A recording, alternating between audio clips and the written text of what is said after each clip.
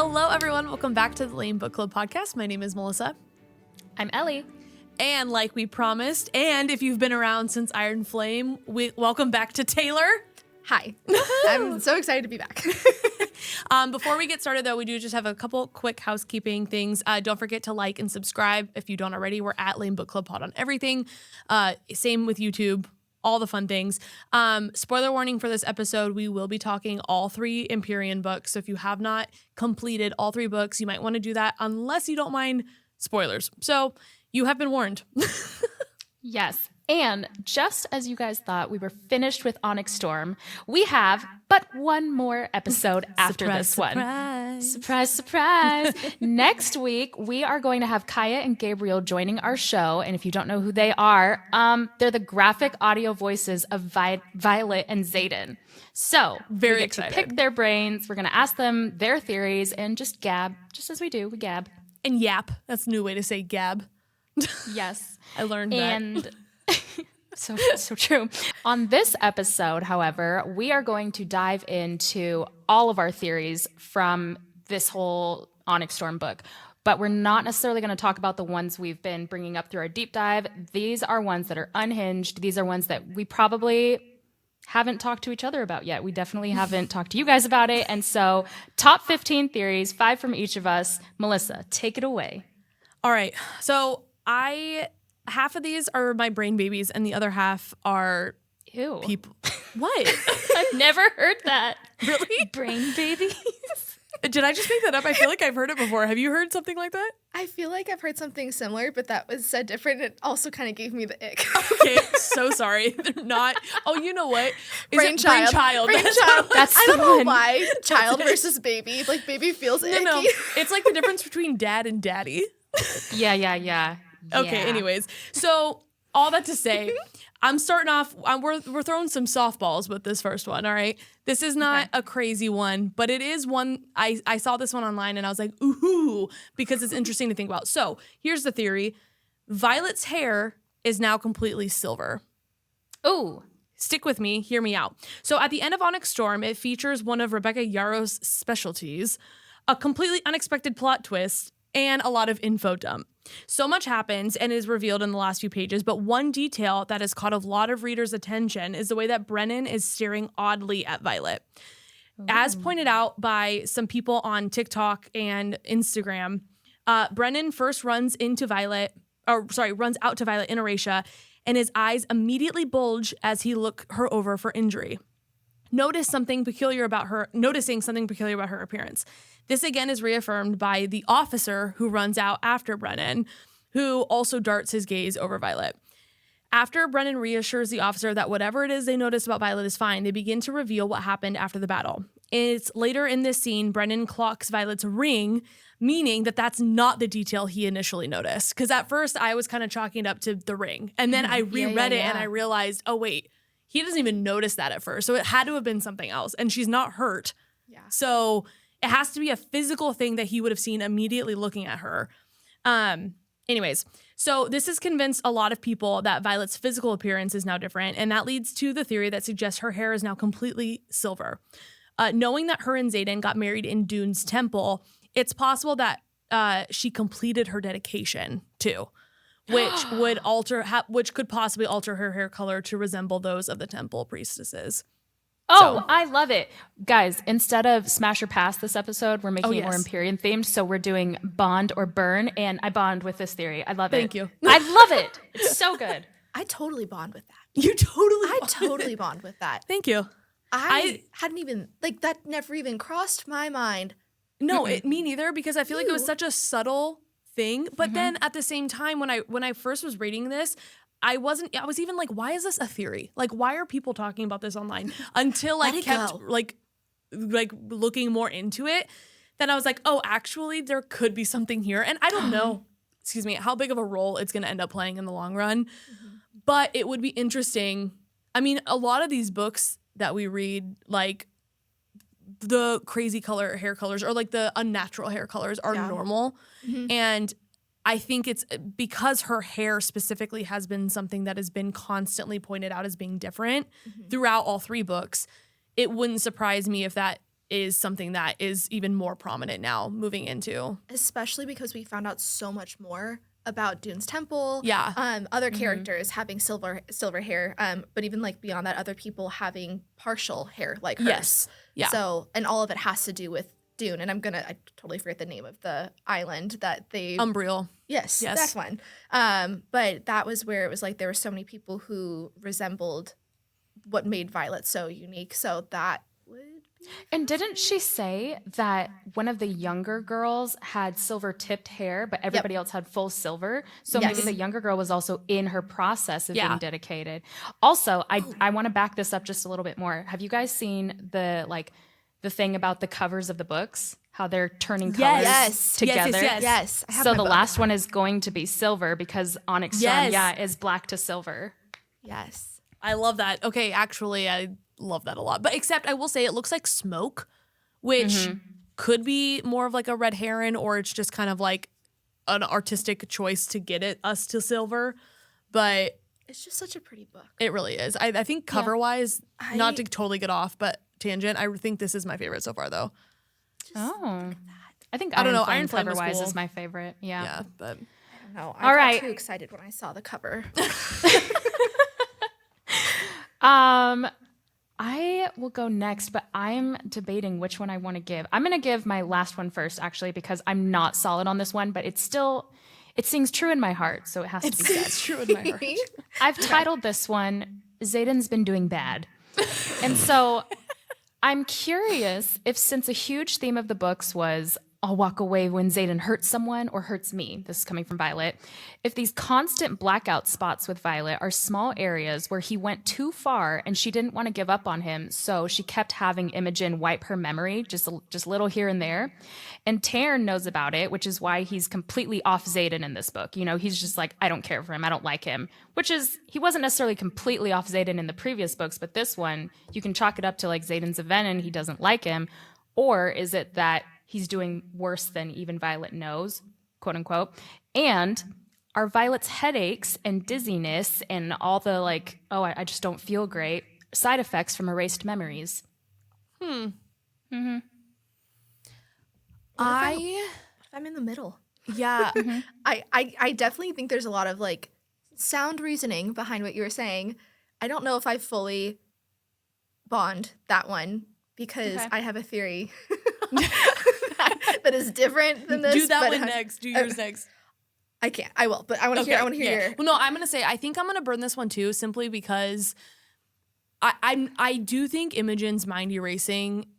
I would love to find out that she's been doing it this whole time, you know, or like that there's more to it.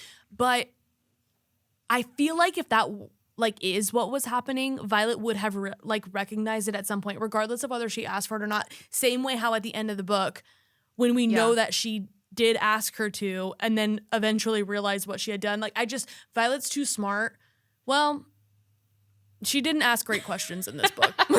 We have gotten a lot of that feedback. But I just, in general, I think Violet's too smart to not like recognize, I think repeatedly, if that's what was happening, that's what was happening. Yes, I don't know. But also to leave room for the devil.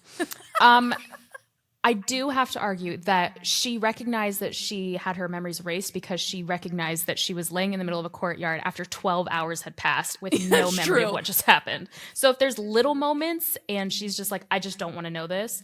Like, for example, when she said, and that makes 3, all of a sudden she's not thinking about this thing anymore. It might have been just such a short gap of time that's so equitable. Went away.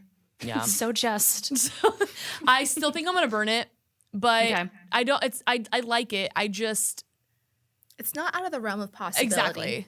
I think in my heart, I don't want to believe it because I don't like. There was just so much of the plot in this book was around Xaden doing worse. So like I could see like a callback in the 4th book where it's like, oh, he was doing way worse than we thought that he was. Oh my gosh, this is terrible.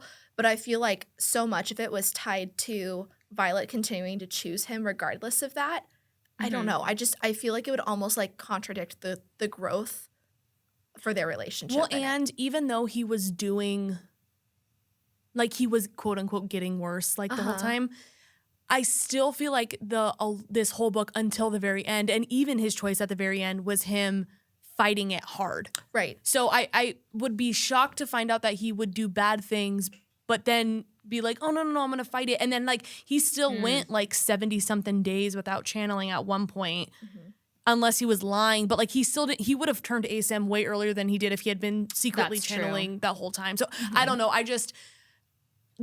Agreed with you. Like, not out of the realm of possibility, but I just feel like it kind of goes against what the subplot of what this whole book was him doing his darndest not to get to the point where he ended up at the end. Right.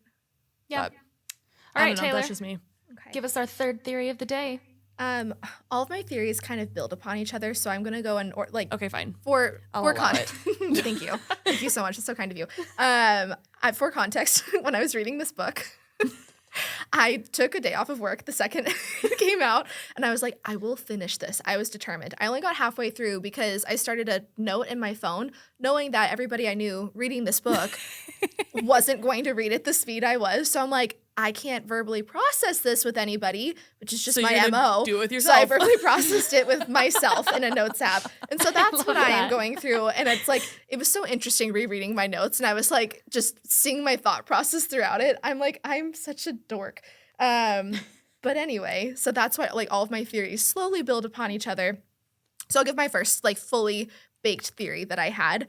And it's kind of about Violet's Signet. I was so unbelievably disappointed when Underwhelmed was the word that I chose. Underwhelmed is actually in my note here as well. Disappointment, underwhelmed, all of it.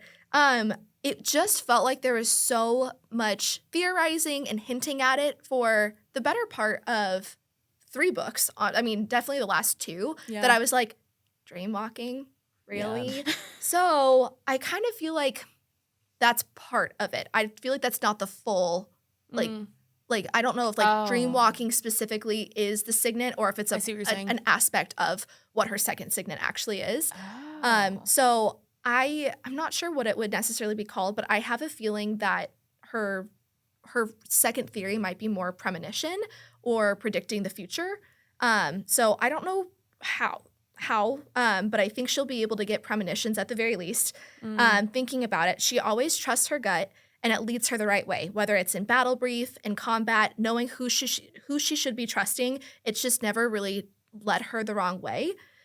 We pass it off as her being a smart scribe and just that scribe brain, but I think that's why she manifested this signet. She's so good at knowing how to accurately predict things with logic and reason that she actually started to really predict things.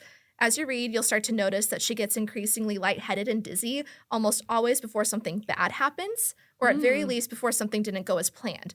It's easily dismissed as her being tired, but it just becomes very repetitive throughout. So kind of like Ellie was saying earlier, but it's always right before something bad happens. And to me, I feel like that's like this premonition of something's about to happen, and she starts to get lightheaded and dizzy. So I just feel like it's too much of a pattern, and it just has to be intentional. And if that's true, so I have another theory, which I think is just a very common theory that people have, that I feel like there's like it's not even a theory really. It's proven that there's like a Venin equivalent for like the really strong powers, all the signets that manifest. There's some Venin equivalent of that comes out to balance the power, the good versus the bad. So that would just be my theory that I don't know. I feel like this could be a rabbit hole, and I won't go down it fully, but I'm not fully convinced that Theophanie, is that her? Theophanie is dead. Maybe that, but I'm definitely not convinced that she was necessarily Violet's mom's like counterpart, because Violet's signet is so similar to her mom's, and Violet not only can like be a lightning wielder, but there's always thunder that accompanies it too, and she just this will tie into a theory I have after this. But I feel like Violet's power, her lightning power, is more of just a sky controlling power. And so if there's some sort of Venin equivalent, I wonder if Theophanie was Violet's Venin equivalent, because she always seemed to know exactly where Violet was. What if she also had the premonitions too? Well, okay. I will say, though, my only thing with that is that would involve Theophanie having multiple signets, because Violet's premonition has nothing to do with the sky element of it. That's a good point. But so I, sorry, I'm jumping in here. Go for it. That was it. I'm the first half of what you were saying before we started talking about the premonition aspect. Yeah. I bond with that. I do like that. I don't know how I feel so much about the sky part, simply because, again, I don't feel like it's out of the realm of possibility, but there's been so much emphasis on one of the lightning wielders being like, there's never been another shadow and lightning wielder at the same time, like until or since the Great War. And now I just feel like there's been such an emphasis on lightning. And yes, I agree, like thunder is part of it. And I'm almost wondering if that's more just her Signet getting more powerful. It is a fine line though between It totally is. And that's why I said rabbit hole. Yeah, her mom's and hers. Yes. If that is the case. Even without that being the case, because I feel like Lilith could have, in theory, summoned lightning at some point. Right. With the fact that weather. She summoned storm, so I mean, lightning is going to be part of that too. I think it's more or less that she just can't control the lightning. Like she can bring lightning, but can't control it, whereas Violet, that is the control. So I don't know how I feel about the whole sky power. I will go into that in another theory Okay, well then later. so I'm gonna just put a pin in it. Yeah, I'm not we can put a gonna pin in that decide one. either way. Yeah. But I do like the premonition aspect of it because I agree, like super underwhelmed. And I remember Rebecca, like I think because I know Sarah SJM, like I think has said online, she does not read anything people put online. She doesn't want to be influenced. She doesn't want to know. It really is. I couldn't do it. She's stronger than myself. I had to know what people were saying about my books. But does our girl Becky? Well, I was gonna say, I think Rebecca does though. Okay. And Should I send this to her? I think actually there was an interview where she said she does not read. Okay, I thought there was an interview where she did, like, said that she did, but at the same time, I am quite possibly, like, that could have been a dream I had. Like, that I'm not, I have zero resource, like, actual credit. Like, In that interview you saw, was she choosing your theories and writing about them in her book? And she was like, wow, Melissa, you're so smart. It is funny. I think she did said Melissa and Ellie's podcast is my favorite in that, so it could have been a dream. Oh, I saw that interview. No, that was an interview. Yeah. Okay, good. For me, No, but sorry, go really, ahead. I thought, I remember her saying, like, yikes, I've been reading, like, some of your guys' theories, and you guys are going to be really disappointed with her Signet. I remember her saying that because she did, like, her press tour Yeah, I before think maybe the that's book what it came was. out. And so maybe she doesn't actually read them online, but I know, Has like, heard, there would be, maybe. like, the open mic where people would, like, be like, is this going to happen? And she's just like, Yeah. Yeah. Sorry. But So it could be, like, a temporary disappointment. or like a Mint. red heron. Again, I cannot believe I've said that twice already in this episode. But like of just like, oh yeah, because like she wants us to think that it really is just dreamwalking, or there's going to be some way where it is dreamwalking and then somehow gets more powerful or something. I do want to hear what you have to say, Ellie, really. But one point, I guess, to tie into this being her Signet versus the dreamwalking. When we think of the dreamwalking, every time that she's done it, it has always like shown her something. Yeah. Like it's always been very intentional. It's like subconsciously she knew that she needed some piece of information. So whatever the Signet power is has allowed her to walk into other people's dreams to figure this stuff out. So I feel like that is definitely a part of it. But it was just, it felt like it was just like this thing that was built up for so long. And then it was like dreamwalking, not really talking about it again, done. Yeah. And it was like, granted, it was like the end of the book when we realized. She said too, and we've talked about this before, that Signet, we've only seen 10% of it. So I'm definitely sure there's going to be such a large facet of it that's going to be shocking to us. My thoughts, I absolutely bond with the idea that she has some kind of premonition thing. I think there's absolutely going to be something that goes along with why she's been dizzy, and I don't think it's a pregnancy trope. I do think it has to do more with what you're saying, maybe premonition. I do burn the idea that Theophanie was Violet's balance because of the fact that at the very end of the book, they talk so much about we want to tip the balance, join this side. You're the one who can tip the scales. And so I think that no Venin side can get lightning. They have to, like you know what I'm saying? They can't just channel lightning. It has and to move Theophanie made a comment too, like after in the conversation where we learned that her Signet is not actually lightning, it's weather, like Lilith's. Theophanie made a comment too, like that's where when Lilith died, she was like, and that's where we were able to tip the scale. Because she was talking, she's like, once in like 1,000 years, we're able to tip the scales or something. And so it alluded to now she's the only one now. Navarre does not have another one like her because Lilith is gone now. So that was I'll be honest, I'm leaning towards burning that one too. Burning that part of my I'm telling you, this was like, as I was reading, it was like, you guys know that meme of Charlie Day? Yeah. Just like, Yeah. like that is me anytime I read any sort of fantasy book, or I don't know, just every day in life. That's me. And so I was just like, and I had no one to process it with. So this was just like, I was throwing spaghetti at the wall, hoping it would stick. And I was like, all right, so that was the half-baked portion of the theory, but truly the full part of it was that I just think her Signet slowly is. I like peeling off the wall as we dive into it. Yes. But I will love go the into it initiative. further. Not the Theophany part necessarily, but like other parts of Violet's power. But anywho, Can't wait. All right. that was long. Go on. Well, all right. So here's for my second one. I don't have a title for this. I have, I guess, a cure question mark if I'm going to title it. I like Here it. we go. Yeah.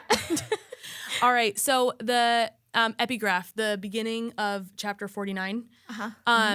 In that we learn of loyal, the god of love, Yeah, goddess of loyal. love. Okay, thank you. I can never remember, so I'm gonna say loyal. It says that Dune and loyal require a lifetime of dedication, and that love and war can change souls irrevocably. So I'm wondering if the fact that like Violet was dedicated to Dune, maybe Xaden needs to be dedicated to loyal, and possibly that would cure him because it would change his soul irrevocably. Aw, love cures all. I this is one I'm like, I don't know how much Melissa hates that. Yeah. Well, hey, it's a common theme in fantasy books. So It sure is. is. Akatar. or something of that nature, because we visited the Southern Isles in this book, but we remember they did make a comment about how there are Northern Isles. Oh, yeah. Are you ready? I'm dancing. I'm getting ready. And maybe Loyal's Isle is in the north, and that's where Xaden needs to go now, or and like because he just leaves. I mean, maybe that's where he went. Also, I think the compass that Violet got isn't actually broken, and it's going to help her to find Xaden. Plus, with her dream walking signet, she might still be able to connect with him in his dreams. So I don't know. There's kind of like Can I add to this? This isn't one of my theories, but I saw this somewhere recently. I really like the idea of the compass because she noted on the Isle of Zinel that it was broken. And so we had even talked in our Obvious episode foreshadow. on this theory, about the fact that like maybe when Xaden goes ASIM and he's gone, that it will point her to him. But I also saw someone say that it could be something she can take into her dreams with her and like lead her to where she needs to go. maybe it's broken during like conscious waking hours, but it not works broken in when dreams. Ooh, Yeah. I like it. a real Shark Boy and That's Lava Girl good. situation. Yeah. So the most of this theory was about potentially it, like with Violet being dedicated to Dune, or half partially dedicated, maybe fully dedicated if my Silverhair theory pans out.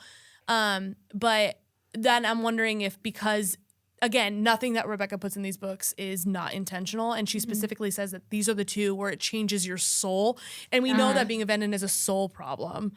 I'm wondering if maybe dedicating himself to the god of love would change his soul enough to cure him. I don't know. Poetic. It's It is poetic enough. I don't know how much I poetic. like it, but I like it enough to, I like the theory, but I don't like the be like, love cures all. Can I like bond the logic behind it, but burn it actually happening? Can.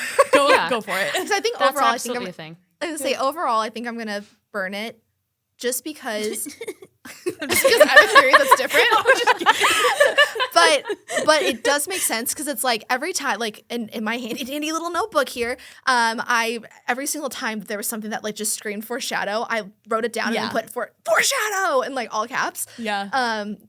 Because I needed to have my own voice in my head when I was reading back to Naturally. myself. Yeah, naturally, as one does. But that is definitely something that I'd missed, but would have if I were as smart as you, wrote down and put foreshadow in all caps. What do you think, Ellie? Are you burning Bond or or burning?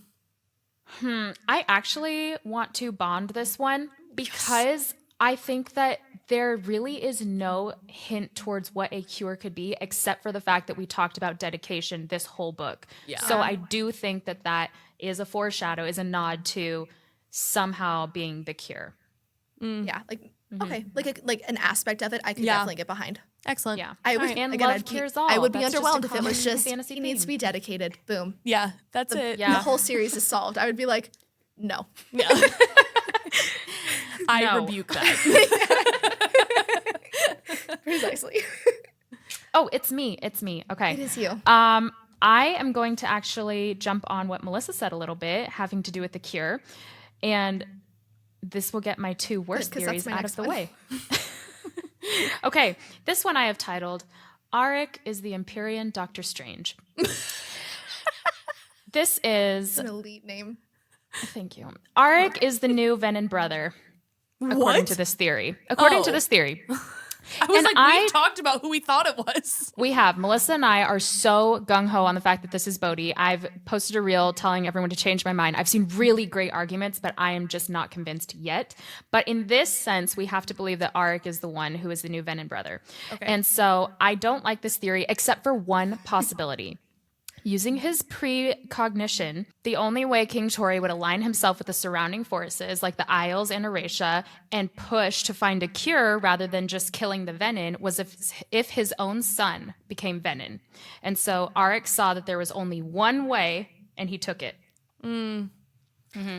I like the law. I'm gonna do the same thing as Taylor. I'm bonding the logic, but I'm burning it solely on the fact that I refuse to believe that Aaric is the next brother. I just feel like there's Burn it truly off like to vibes, me I it's so obvious that it's Bodhi that I can't even pretend that it would be someone else. Yeah. But I'm open to being wrong, but I'm not. Did you guys? This is just me being curious and me admitting that I definitely somehow missed that episode. I don't know how. That's fine. Because I was like, I thought I've seen all of your episodes. Did you go through it possibly being Garrick too? Yeah, so Yeah. Garrick and Bodhi, and to us, were like the only two people it could have possibly been. Yeah. The reason we landed on Bodhi, and for me, the real, like, the nail in the coffin for me, at least, was in the chapter from Imogen's POV. There's a scene where, because we thought Garrick was gone already, because Violet had Kerr come and swoop him up. Yeah. But he's actually still there, and she sees him, and she's like, oh, he's getting sick on the ground. But, No, like, Bodhi. what if he... That's Bodhi.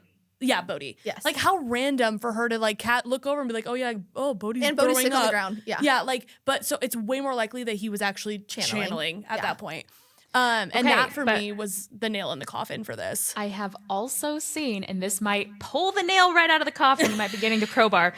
I've seen when Imogen, her POV again, Garrett comes and gets her. The ground. It could be chalked up to the fact that the Venin were draining the tower that they were in, and so like the color was going away. But under Garrick's feet, the color was draining. I'm gonna need to reread that chapter before I pull the nail out completely Yeah. because It's half out. it's not. It hasn't even budged until I reread it. Fair. But I guess to me it couldn't be anyone other than Bodhi, maybe Garrick. But as far Yeah. as like who the other brother is, which is why I'm burning the theory, but I do like the logic behind it because if that is true, that would make a lot of sense. It also makes sense with it being Bodhi. Oh, sorry, I feel like we completely derailed from your theory. I'm going to burn it. I see the logic behind it, but I am going to burn it. Cool, but I cool, do cool, think cool. his precog shut down. But to the Bodhi thing again, this is probably being a dead horse because you guys did a whole episode on it. No, but, we just talked about it we didn't do a whole episode okay. on it. Yeah. But it would make sense why Xaden had to marry Violet at the end so that she could rule Tyrandor Exactly. because Xaden and Bodhi, There's no air. like the entire book. Yes. Xaden's always talking about how Bodhi needs to Exactly. get in line. Because if something happens to him, It's not Bodhi. the Venin, it's Yeah. Bodhi, and now Bodhi's turning. So it's like the only option is to have Violet. Because we also and again, just to further prove, this is a completely new theory that I feel like is overtaking Ellie's, but there was a comment made by Xaden, or maybe it wasn't, I don't remember exactly who said it, but it was someone, I'm pretty sure it was Xaden, where he essentially was like, Bodhi, like, because Bodhi was whining about not, like, Yes. being able to do everything. He was Yeah. like, dude, like, if you're not my successor, that's it. There's no one in our family. Yes. And the king then gets to choose a Foreshadow. point. Exactly.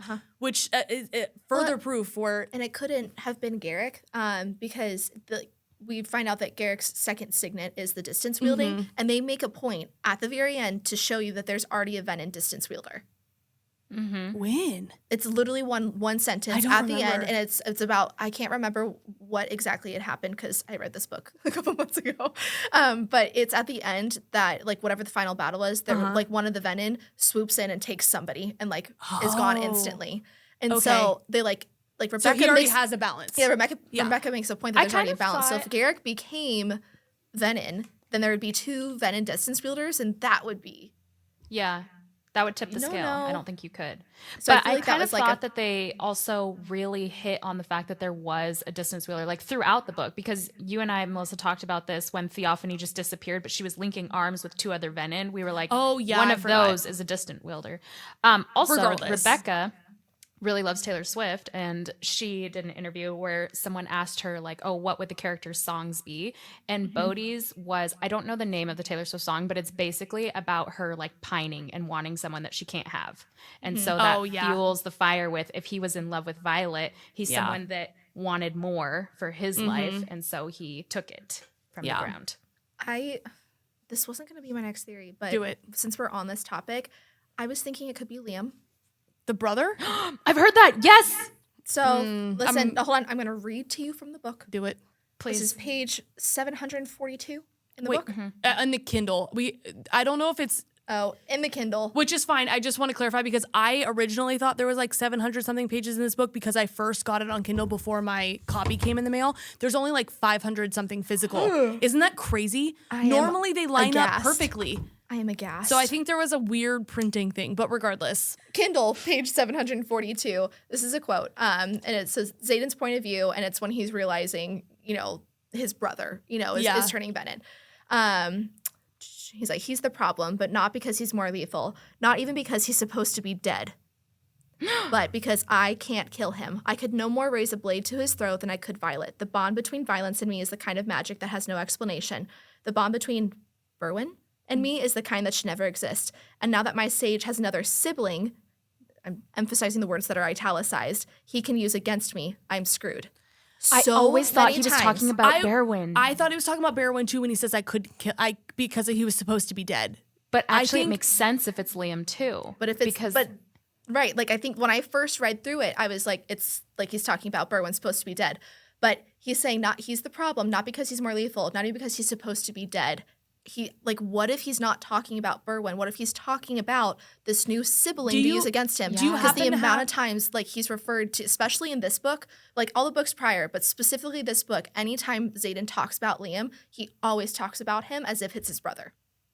I will throw an actual fit if Rebecca brought yet another dead person back from the I think the loophole would be that he didn't actually die, but exactly. I don't know. But the fact that she has made a point to say, I don't bring people back from the dead, and I think maybe 2 people out of 3 books have actually died and not yet come back, well, I will especially throw because a fit. we all think Naolin's alive too. Oh, that's my next theory. And I also about that. and Papa Soren. I'm like, actually, no one's dead. Yeah. No, wait. Do you happen to have the couple sentences before that? Is this just in your notes, or you don't? I had a screenshot. I can pull it up on Kindle. It's not that big of a deal. I'm just wondering because I really think he was talking about Berwin. I really don't think he was talking about the brother in that conversation. So I'm burning this theory simply for that reason alone. I really feel like that conversation. I'd have to pull up the actual conversation really quick, just to clarify. But I feel like the couple sentences before that would give us context that he was talking about Berwin when he says, and he's supposed to be dead, because that's also the same scene that we learned that he didn't actually die.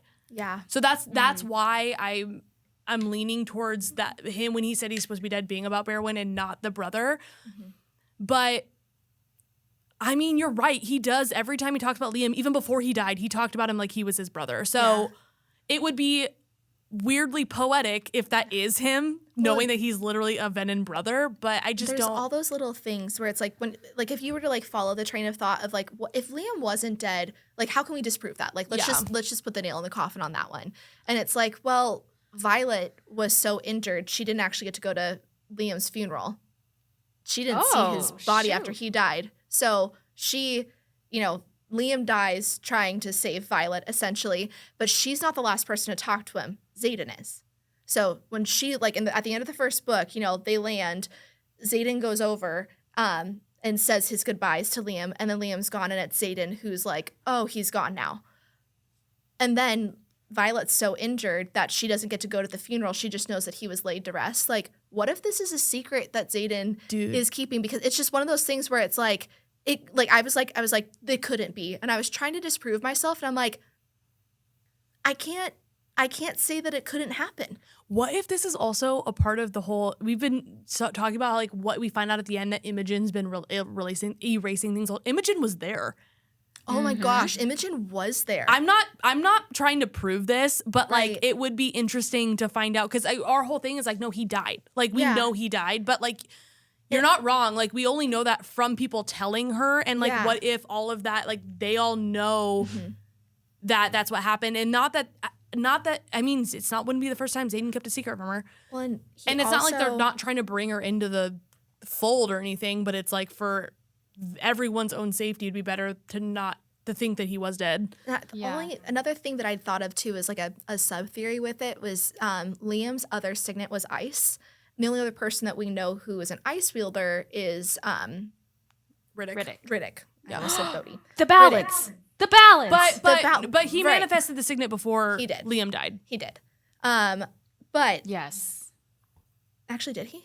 Yeah. But a second, because Liam he dies at the end. He dies at the end. Yeah, that's true. And they all had their signets at that point. Wait. But a thought. It is possible for multiple people to have the same signet. And ice and fire are one of the more common ones. It is. Right. And they do make a point of that. But my point in bringing up ice right now is that I just feel like ice was referenced a lot in this book, and it could just be because we had more of Riddick in the book. But you remember how she would always tell like Xaden, ask him if he was on the ice whenever he loses his control? I was like, what a strange phrasing that wasn't used before. And I'm like, it was either foreshadow that maybe Riddick and his signet might play a bigger role in like whatever curing Veninism. Is that a word? Whatever curing the Venins is like. But what if it's also like somehow because of this ice signet, like if Liam was turning Venin, he was on the ice. Like, I don't know if it was just a foreshadow of, like, hinting at that, too. And then we show how, like, Jack Barlow, because when he turned Venom, they had him suspended in that armoire. Like, are there other things that, like, they could have done? Because that armoire came from Tyrrendor. Like, if Xaden knew that Liam didn't die but had turned Venin instead of dying, and he was trying to protect his brother. Like, I don't know. This is a rabbit hole, and I will cut it off there. I'm leaving the breadcrumbs of like, I feel like this isn't out of the realm of possibility. Yeah. So I think in my heart, I believe that it's Bodhi. That makes the most sense with just how the book concluded. But I wouldn't be upset if it was Liam. I'm going to say, I'm going to jump off a cliff. I'm going to bond. I like it. I think that if it really was the fact that Xaden was thinking about Liam instead of Berwyn, and that's what everybody assumed, is that he was talking about Berwyn, like, oh, I can't kill him, he's still alive. Yeah. It would be so like Rebecca to give it just such a double meaning. Yeah. And I really love it. I would hate that he was alive only for the aspect that Rebecca has brought another person back, but I would love that he was there. And this ties exactly in to my next theory, and they just get better from here, everyone, I promise. This one is titled, Dain and Sloane Are the Balance. So I saw this theory from Tori Talks Books 23 on Instagram, and I collapsed to my knees. Basically, we need to look at the similarities between Sloane and Dain and Violet and Xaden. So Xaden is responsible for Brennan's quote-unquote death, and Dain is responsible for Liam's quote-unquote death. Now, this is how it would tie in so perfectly, because as we know, Brennan didn't really die. What if Liam also didn't really die? I love that. Xaden was Violet's wing leader during her first year, and Dain is Sloane's. Violet and Dain had parents who became leaders at Basgiath. Xaden and Sloane are both marked ones and children of rebellion leaders. Assuming Violet likely turned Venin at the end, Dain and Sloane are the balance to Violet and Xaden. And then a sub-theory on that note, Xaden is Dain's exact opposite, and where Xaden turned for love, Dain will not, because he's more rules and regulations, and that is how Dain will end up dying. It is tragically poetic. Smash. I mean, bond. Close. Thank you. I like it, but is it just like you're pointing out the contrast between them in the book, or is there a reason that they're the balance? I think that there's going to be I don't know, because I can't imagine a world where Dain and Sloane kill Xaden and Violet, especially with like, the lead up of these books. The only reason I'm asking is because I love the mirrors, like the similarities that you point out between like the relationship and individually. But if the whole reason I ask is because the balance of this is that there's a good and a bad. And so that would mean that Violet and Xaden are bad. This goes into my next theory. And stop, you guys. We don't need to hear Melissa's anymore. I'm just kidding.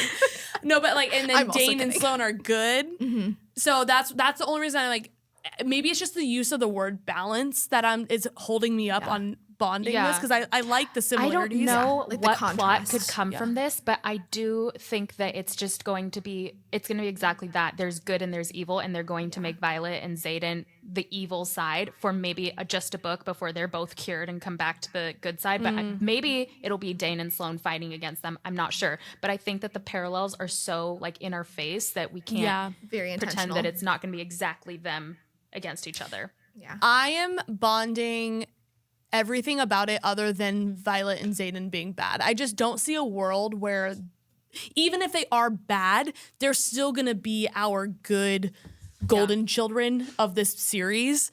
And so like if they're opposites, like even if they are Venin, we're going to like them more than Dain and Sloane because we have to.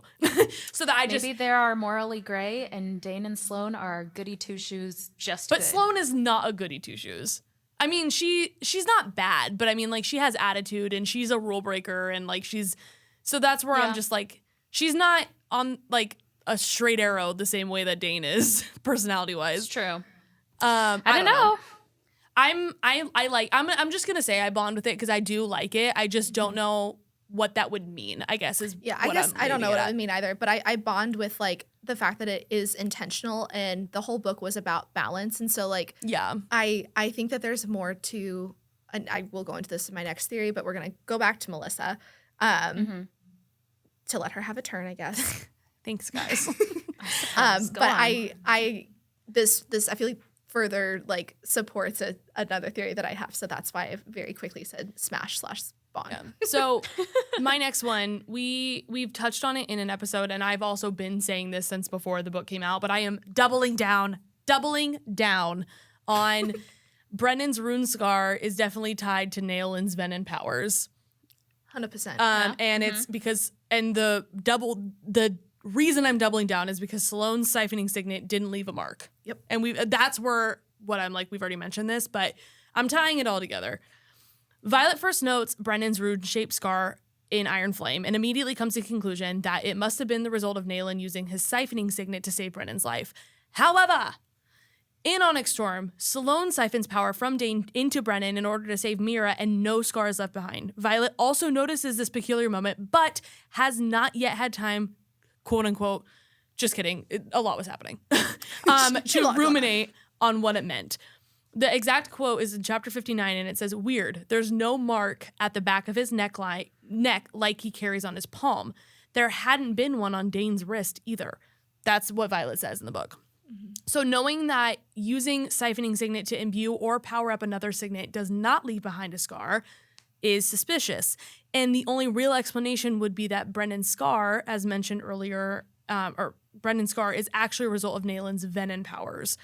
This hinges on the theory that Naolin is in fact Venin, which to me at this point is like a given. Written on the wall. And not even this. I'm actually shocked we haven't been given the reveal yet because it's so set in stone. It is lore. It is like every single person who reads this book believes it. Like you know what's going to happen. Rebecca just hasn't given us the satisfaction of revealing it. Yeah, and so that essentially that the rune on Brennan's hand acts in a similar manner to the runes that control the Wyvern, which would also suggest that Naolin could be using Brennan as a spy, even if he's not aware of it. But I like the knowing that he would be aware of it. I need you to know that our shared brain is in full force right now, and this was my fifth theory. So incredible. I can spend a little bit more time on the other theories. Love it.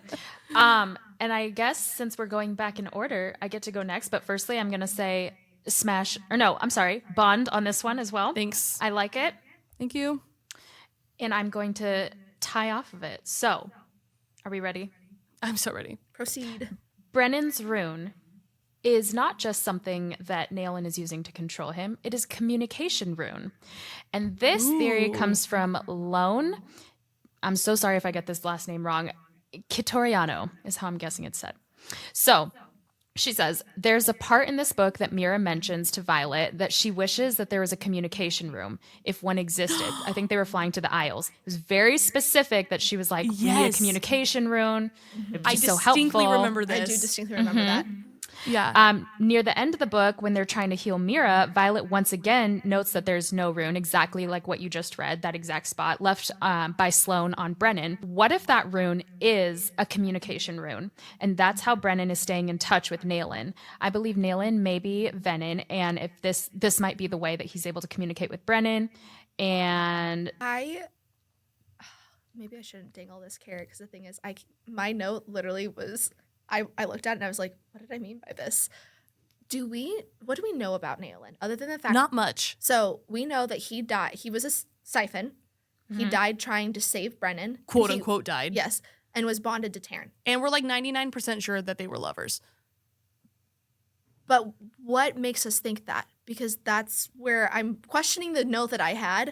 And I clearly had a thought process and I didn't complete it. And I just want to dangle this carrot for the people. I don't even think it's really even been hinted too much. I think that goes along the theory as to the reasoning why Naolin would have turned to save Brennan. And love conquers all is the theme of the day. Yes, it is. But I also think that there was a comment made about at one point, I want to even say it was in Iron Flame. It was when Violet, when she realized he was still alive and she's like, well, are you married? Like, do you have kids or whatever? And he would like the way he reacted to thinking like someone making a comment about him being with a woman was like, wah! Like kind of like, yeah. What was it actually, or is that because we had the assumption from the first book?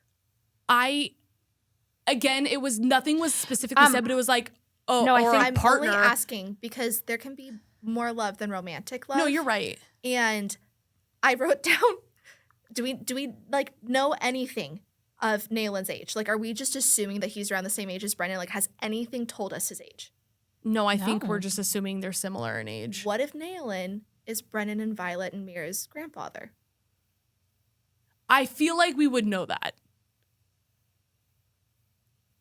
Because of how often Violet's like, I want to know more about him, and unless she never knew her grandfather. Well, even just grandfather. Like, would it be a secret grandpa, or would they have known that he was the grandpa? This is what I want to know. What I was thinking. I literally put Naolin, Violet's grandpa ? But when I was in my drive over here after I reread that note before my drive, I was like, well, I guess what do we know? So I had a thought process, didn't finish it. Throwing it out there. I don't know why I specifically landed on grandfather, but basically like what if he is a relative? Because maybe I was on the bent of like how many Signates everybody can have, because I have a small theory that I think Xaden has a third. We've talked about that. Apparently Rebecca shut that down in an interview. She's like, no, like he won't have a third. Because I've also been like waiting for his third, and she was like, no, like there has to be a line somewhere. Yeah, well, because okay. I was Fine, also Rebecca. I was also on board with the theory that all marked ones had a second secret signet, which would mean Xaden would have had to have three because he got his second one from Sigale. Yeah, but yeah, that's and maybe I was just trying to make something work because I wanted Violet's second signet to not be dreamwalking. But it did like there's so much unknown, and I think it's there's a lot of stuff that gets implied, like for instance, like what we read earlier, where it was like when you first read something, you have like your first assumption of what it might be, and then it's revealed later, and you're like, oh, I just assumed this one way, but actually this does apply to what the truth really was. So I don't know. That's not even really a theory I'm just dropping that out there since we're talking about Naolin. I'm like, I don't remember if it was ever mentioned where, like, rank-wise, where Naolin and Brennan. Student at Besguy. Well, no, I don't think he was a student because they died fighting. Yeah. So he would have been, I mean, barring like sometimes they send out third years, but I really don't think that was the situation because Brennan was a lieutenant when that happened. And they talked, I think maybe part of the thought that I'd had when I wrote that. They talked about how they don't know their grandparents. Like, there's only one. Like, Mira went to go stay with her grandma. Yeah, it was their And dad's it was mom. their dad's mom. But it's like, what if, like, but there's just no other. But I would be shocked to find out that Lilith's dad was below him, though. but what if it was Asher's Dad. dad? Yeah, but I don't know. I'm again, just I think like throwing spaghetti at the wall. yeah, Just I food feel for like thought that we don't know because- much about him, so not to like let our tunnel vision come in too. I guess that's true. But I think that would have to open up a lot more for Violet. Like, Yeah. number one, with Asher's journals, you would think that he would mention that his dad was in the school at the same time or around the time with him. Yeah. not even school. He would have been just a writer at that point. Yeah, or something like that. And then also Violet, because Taryn would have been a descendant, should have 2 signets just from Taryn. So then a third True. from Indarna. And the Because fact she that would that have hadn't bonded a direct manifested yet relative. wouldn't make sense because she would have exploded, yeah? Yeah. If the signet doesn't manifest after a certain amount of time, you explode. So- essentially. I'm so sorry, Taylor. For that reason, I must Well, burn. we were on your theory still, Yeah. and I I don't- just brought it up. was a tangent. It was a tangent. I'm super bonding yours about The communication. Yeah, room. the communication communication room. room. Yeah. Big fan of that one. It's like, what did I am say? bonding that. Sometimes I say so many things, it's hard to keep track.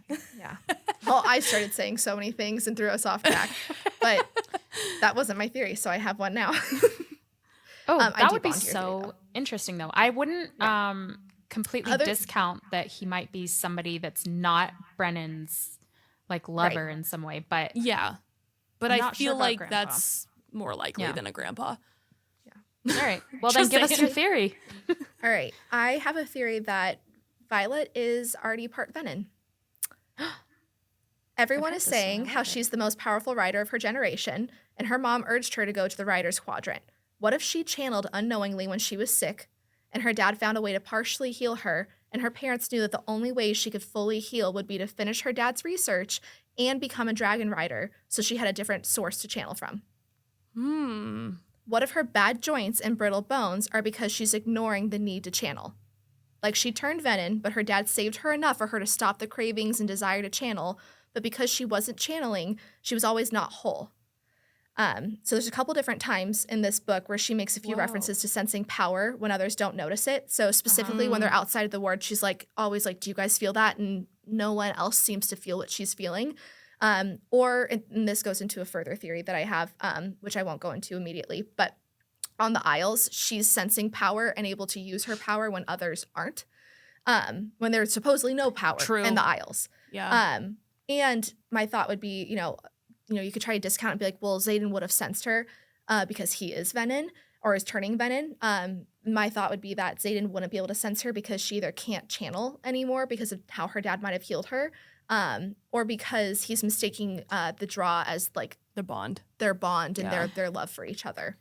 This makes sense in two areas. One, it would tie in with Melissa's thought that Loyal's dedication could cure Xaden, because if Violet finished her that could be dedication, why. maybe she's cured of the Veninism. But it also makes sense to the nod that Taryn keeps making about them being mates, and she keeps saying humans don't have mates, but then we were thrown the theory, what if Venin have mates? If she was part Venin, maybe that's why he's sensing a mating bond between them, because Xaden's Venin too.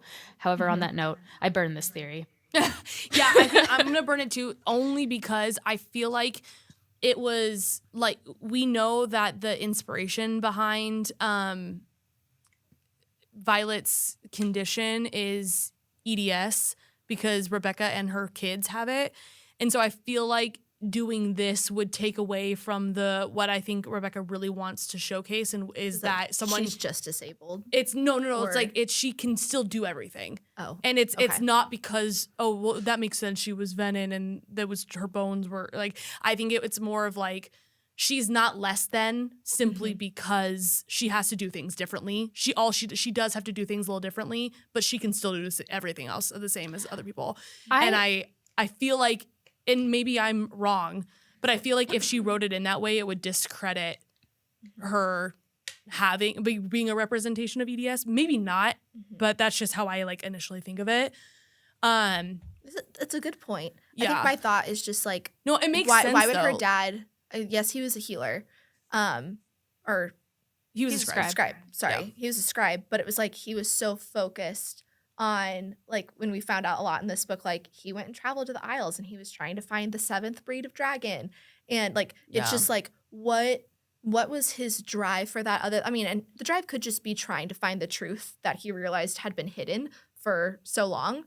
But it was just like my thought would be like, what drove him to do that, and like to basically like I'm thinking potentially actually lose his life over it. Yeah. I don't think that his heart just failed. That's a different theory that I have. I won't go into right now. Yeah. I'll let everyone share their theories too.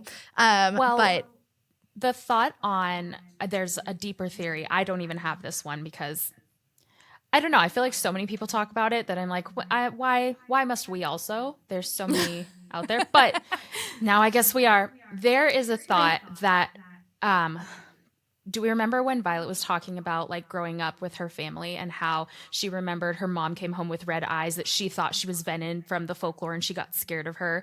Yeah. That Lilith was Venin at one point. And maybe, I don't know actually how this would actually tie into that, but the theory is that she was Venin when when Lilith was pregnant with Violet.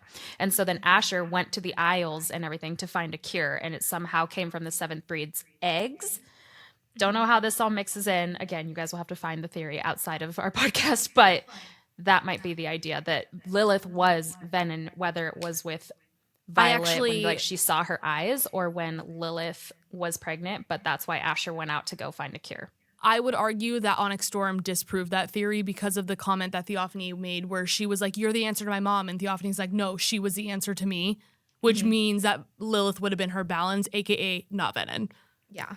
But Lilith was only Venin for such a short time that there still was time for Theophanie to I don't know. I just think to me that Onyx Storm actually, I know that theory's been around since Fourth Wing, but I feel like this book discredits that theory, and I know that's not yours. I'm just saying, but it doesn't matter. You said something else, and I was going to comment on it, but I can't remember what it was now. So let's just move on. I will do my next theory. So buckle up, Buttercups. My theory is that the Irids and the Venin are somehow related. I really wish I would have done my other theory before this. Go on. So here's my thing. They can sense Xaden is Venin without him even wielding. So when the Irids find Andarna and Violet on the Isles, they're quick to show their disinterest in Navarre's impeding war with Venin, going so far as to say that the corrupted one should devour the land in its entirety. From their conversation, it's clear that they think Venin are abominations, but their lack of concern for the life-draining power is suspicious to me. As a species that values peace, it's curious that they would even be okay with Venin draining an entire continent full of power. There's also a moment when Xaden arrives that his eyes glow red in the presence of the Irids. No other dragon has been able to tell that Xaden was Venin, but for some reason the Irids can feel his presence and reveal his eye color without him even needing to channel. So it's possible that Irid and Venin magic are tied together in some way, especially when noting that both Venin and the Irids disappeared from Navarre in tandem as a result of the Great War. I remember what you said really quick too. You also said the fact that Violet was able to channel on the Isles. I think that has more to do with the fact that Irids are magic and Andarna was like her own magic source versus being Venin. But this reminded me of that. Yes. And so potentially, like, not saying they're the same, but I like what this was like. The magic source is similar. Mm-hmm. And it was really interesting to me to like reading that chapter how his eyes weren't even red like yet. He wasn't ASIM, but his eyes turned red just for a flash as soon as he walked into their presence. We talked about the Irids being able to channel from the sky, and I'm still on that. I think that the reason that Violet is going outside of the wards and being like, does anyone feel that power, isn't necessarily because she was part Venin or because of even Andarna alone, but because she has the power of Dune almost, or like God power from the sky. And I think that the Irids, again, channel from the sky. So maybe because the whole book's about balance and the Venin channel from the ground, it literally reveals the truth about both of them in each other's presence. And so maybe that is why. And also why Theophanie was so upset that Andarna wasn't there Yes. and made several notes about like, oh, it's really disappointing that she's not here. What are we going to do without her? Like, we need her here. That, maybe they play off each other's powers somehow. Yeah. Can I do my next theory? Can I do my theory? Yeah, please. It ties so close to hers. Go for it. But I will say I will bond your theory because I feel like it's part of something bigger. Yeah. Like Yeah. Just like scratching the surface of like what the but like I definitely think it's interconnected. I'm not like I have thoughts on like why it's interconnected, so I will bond it for that. What about you, Ellie? I also bond. Also bond. Okay, this one kind of spirals. This is my stream of consciousness that I wrote down. There's two parts to it. So my first thought is just I don't have a title for it. It basically is just the way everything is so interconnected in this book. I feel like we scratched the surface, but this is how I think it's going to like this might be the true history of the continent and the Isles, and then how it's going to play out in the next couple books. So they never specifically say how many Isles there are. They just say the Isles, and they're intentionally not on the map. So my thought is, which drove me bananas. What if there are 6 Isles plus the continent, all named after the gods? The continent is named after the queen of the gods, Amari. I don't know how to say the name of the continent. Amaryllis or something? Yes. Yeah. What if there's no magic on the Isles because the dragons all left for Amaryllis? Once they moved their hatching grounds, the magic left the Isles and it all transferred to Amaryllis. This leaves me to think that Andarna's breed is the only one of their kind, maybe never having left. An island likely named after a 7th god that we don't know about yet. 7th breed, 7th god. Power needs balance. And it's said repeatedly throughout the book. We've talked about it a lot in this podcast episode. What if the Empyrean are the real deities with their 7 dens and the first 6 riders, but the Venin have their own equal counterpart? What if the gods are the first Venin and are what caused the need for the first 6 to bond? That last little bit was just a thought that I had as I was reading. I'm not sold on it. But I'm going to go through a little bit more. So any comments or thoughts on this initial? I just want you to clarify specifically one part. You said I just want to make sure I'm understanding. The dragons and their hatching grounds were originally on one of the other isles, and then they moved each isle. So they each had hatching isle, grounds on each isle. I would say there's 7 breeds of dragon. Yeah, they packed up, moved ship to all of them. Just one hatching ground then in Navarre, but you're saying the Irids never left? Yeah. Okay, the only reason I don't think that's true is because they say in Iron Flame that the 7th breed left. Left the Isles? No, left the continent. No, I was saying they so that's what I'm saying. They would have had to have gone to the continent at some point. If you're saying they never left the Isles, they would have had to have gone to the continent because it says that's like when they've learned that Andarna was a different breed. It talks about how her den left. Her family left. Her family left from the continent. Because Andarna was on the continent. I'm thinking that so I have further thoughts. Okay. I know, but that's a good point. Yeah. So true. That the first No. Yeah, it's Ellie, true sorry, I think you were Oh, go on. No, go ahead. Okay. What if the gods have always been Venin? So the gods, we just don't know much about them. They've always been Venin, and they draw their power from the earth. The stronger they got, the worse the land became, and it forced the dragons native to their islands to flee to the continent for safety and power. The only island not to flee was Andarna's because their gods found a way to coexist and allow all the power to live symbiotically. Once the islands were drained, the Venins, gods, went to the continent to take that land's power and try to control the dragon power that previously evaded them too. Enter the Great War. This growing threat forced the first 6 riders to track down the gathered dens of the dragons and create an alliance with the Empyrean to destroy the Venin, or the gods. Once they were vanquished, supposedly, the Venin found a way to stay within the wards and alter the history to bide their time and grow their ranks, to take down the Empyrean once and for all. Welcome to today. They erased all traces of the secret weapons, the Irids, from the Great War, and are about to start a new rebellion that could actually win this time. So someone in the past knew, maybe they had some premonition ability, someone in the past knew that the Irids were needed to defeat the Venin, so they had Andarna's egg planted to wait for Violet's time. Someone had Violet's premonition ability. Andarna's breed still being in the islands is why Violet can seem to sense her power, why her bond isn't broken with her dragons, and why we've noticed tricks with the weather once she's in the Isles. It's also why I think that commanding the sky is in Darna's... Oh, I didn't say this earlier. I don't know if the Signates power of lightning, I went back and I looked, and there are times where she's like assuming she's drawing from Terran's power, and that's the lightning power. I'm wondering if wielding the sky, the lightning power, actually is in Darna's, and the other power she's manifested is Terran's. That's just a little, we can put a pin in that, but that's a thought process that I have that I feel like would support this theory. You are off the road. You are, what do they call that? When you're driving over like rough terrains. What is that? Four-wheeling. Yeah. Okay. You are I'll give a summary. I wrote a summary. summary. So that was my stream of consciousness. In summary, there's 6 isles plus the continent, so 7 locations, Okay. 7 dragon homelands or original breeding grounds.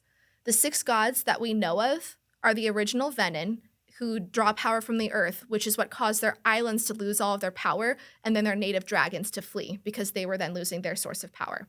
The dragons all joined together on the continent and combined their hatching grounds because power is in numbers. Only Darna's den stayed on the 7th isle, leaving there to be some power on the isles, which only Violet can sense and use because she's bonded to an Irid. The original Venin, who I'm thinking might be the gods, fled the Isles once they completely drained them of power, and they went to the continent to get more power and try to drain the power from the dragons that had fled the Isles. So, like, you know, a potential new source of power left the Isles, so now they're chasing after them. This is what led to the Great War, and it caused the first 6 to bond the dragons. So they sought them out and bonded with them to try to take down these Venin who were draining their land. The first 6 won the war, but didn't know that the Venin could exist within the wards, so the Venin have erased all of the history, and they want to rise up again, but they're biding their time trying to grow power, like, you know, anyway, that's been a whole theme of this book. However, someone from the past knew that this would happen or anticipated that it might, so they planted 1 Irid egg on the continent for it to be hatched at the right time. That's Indarna. Indarna knows this. Oh, then maybe Indarna is the premonition. Anyway. Hold on. Okay. I'm still summarizing. Okay. Indarna's fire.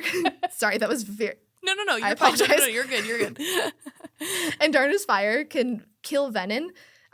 We've seen that in the books. But so can Violet's lightning. So hence her sky power might come from Indarna versus Terran. I don't know. I'm going back and forth. That's where I'm... Well, we've also seen that Indarna's fire can't burn some Venin. In Onyx Storm, she tried to burn some and they didn't. This is true. The cure for Venin does lie within Darna's breed because their god learned how to fight the need to draw the power from the earth or found a way to share power between earth and dragons. I haven't fully formed my final thought there, but I'm thinking they were able to coexist because whatever these gods are doing, they're drawing from the earth, but the Irids draw their power from the sky, so they might have been able to coexist somehow. So that is my thought of how, like, the Great War might have started. And I don't know, like, we've talked about the isle, like, there's some isles we haven't gone to. I will save. I have a theory about the Northern Isles, which I will go into. That'll be my last theory. But word vomit done. I think you're bananas. but like I'm like, no. But here's the thing. Like a genius, like an evil genius. Well, yes, but like I've so burned this theory because I feel like there have been other things that have like for example, how could the original gods be Venin if Theophanie, who was dedicated and then became Venin and now isn't allowed to step into Dune's temple? But if she was a Venin, why would that be a problem? So I feel like there are other things that have happened that would kind of discredit, maybe not all of that, but like some of it. But at the same time, I just know, and I know that our listeners maybe don't know this as well as me, but I know that you are freaky good at figuring things out so far in advance and I can't even comprehend it. So that's why I'm like, this sounds ridiculous to me. But at the same time, I'm like, you're probably right. Like, so I don't know. I'm not. Not ridiculous. I won't die on the hill of anything that I said. I just felt like as I was reading the book, I kept having like little bits of this, like, I was like, oh, what about that? And what about that? And I just had these little theories. And then by the end, I was like, brain blast. Jimmy Somehow, Neutron. yes, somehow it, like, every little miniature theory that I had worked together to form that theory. But I was like, but it worked. Like, if, like, given the things that I had read so far, I couldn't find a way to, like, disprove it. And it was like every just wild thought that I had as I was reading, and I was like, wait, this forms the whole, this could be like the real way how the history had gone that we don't know, that was erased, like, and it could be the building blocks for, like, oh, this is, like, if we know the history, we know what the future is going to be, like, we know how to potentially, you know, cure the Venin or stop them. And maybe, like, maybe the line that I think would throw people the most would be, like, saying that the Venin or the gods, like the original Venin on the eye, like, maybe the gods are different and then their followers are, you know, are different, but then there's a bad portion of the followers that kind of took power into their own hands, and that's what the Venin are. One would argue that is the story in the Bible. I mean, that is extremely fitting given that it is Good Friday. And happy Good Friday. As we're recording. Yes. I've had some time to think about this. I've silently been churning. Yes. Make me so Overall, Taylor, I burn this. But I think that there are aspects and elements because, I don't know, Melissa, if you remember, in the beginning of this deep dive, I was on this track too. Yeah. I remember there was a specific episode where I said, never mind, I don't want to be on this anymore. But if we just pull it all back in, I did. But for a think while, she that was very much on it. Yeah, I thought that Theophanie was a god because, and even if it wasn't her, that Venin, maybe the first Venin, were the gods, and that because scribes often erase things or change things, as we've seen with Vescai's history, that the gods' history has also changed. And there is a note from Tairn, I think it was in Fourth Wing or Iron Flame, where he says, like, we don't acknowledge your puny gods, like, that's not for us, which would make sense that he knows the history because it didn't get erased from Dragonkind, and they're not going to remember Malik, who was one of, you know, the first Venin. Why would they? So on that sense, yes, maybe, but I think it plays too much. I feel like there's too many plot holes to all the theories that we've already had that make more sense to me, like the god power and things like that, because I just feel like, I don't know. I don't remember exactly what it was that you said, but I was like, I don't know if that would go along with everything we've kind of made sense to us. I don't know. To me, the god power is the exact same as how we feel about Naolin being Venin. I feel like it's lore. I can't get around it. So as long as everything ties in with that, then perhaps. Sorry, when you say god power, what exactly? What do you mean by that? Well, I guess actually that is exactly what it is. So Dune could not be one of the first Venin because Dune offers a power, like the power that Violet kind of like how Irids are magic, like God, their power is different. Like it's than deriving power from the gods. The sky power is what the gods have gifted to the earth, and that's like when you turn your back on them is when you channel from the sky and say, "I can have my power all on my own." You channel from the ground. Yeah. Mm-hmm. So in that sense, I don't know if the gods could be Venin, because if they're the ones offering this power and that's the right way to, quote unquote, to use power. That's honestly was the only part that I really was like, I don't think that's true. And also not even just like what you said, Ellie, like other theories that we've made sense of. I just, even like what I said, like I think other things that have happened in the books kind of show like that, like a piece of stone from Dune's temple is what ultimately killed Theophanie. And I just feel like if Dune were Venin, that wouldn't affect her. I wouldn't die on the hill. And this, like, there are things that, there are hills I will die on and hills I won't. Yeah. Like, the one I won't die on is that the original Venin were the gods. Yeah. Like, I feel like with what we know, I could see that playing out. The one, like, major plot hole at the moment being the way Theophany died. The idol thing I can get a lot more on board with. But my thought behind, like, where, like, each dragon was originally planted on, like, it just the numbers of everything has lined up so well so far, and the way that the names of the islands tied to the gods, it just feels like maybe that's like the dragon's power is tied to the god's power, but it feels like it.